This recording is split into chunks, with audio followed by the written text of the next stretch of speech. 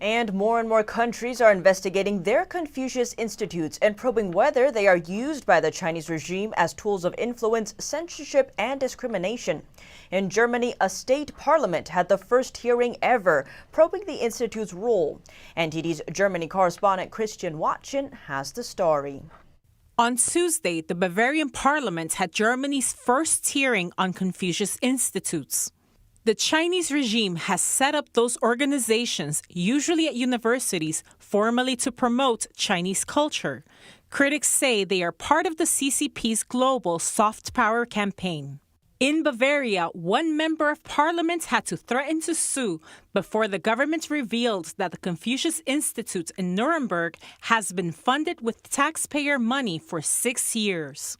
As a member of parliament, one is somewhat wary if, of all things, the cooperation with the Chinese Communist Party or its extended arm through Confucius Institutes is kept secret.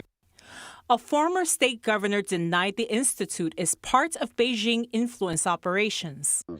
And I consider this partnership with sponsorship to be a very, very important argument because it enables wise leadership to say we are not just the extended arm of Beijing, but we are the bridge that has to promote cultural exchange.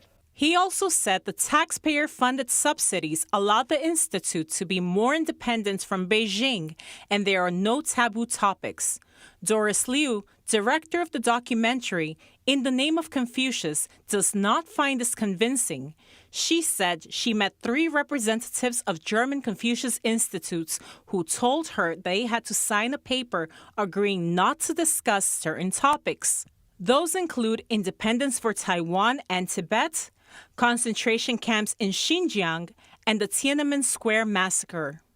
She also points out a discrimination policy practiced at all institutes. And Confucius Institutes also discriminate people who practice Falun Gong, which is a breach to human rights codes in any democratic country.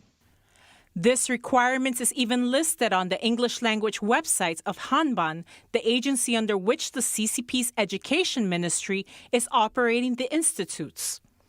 Falun Gong is a spiritual practice based on truthfulness, compassion, and tolerance that has been persecuted in China for over 20 years. Reporting by Christian Watson, NTD News, Berlin.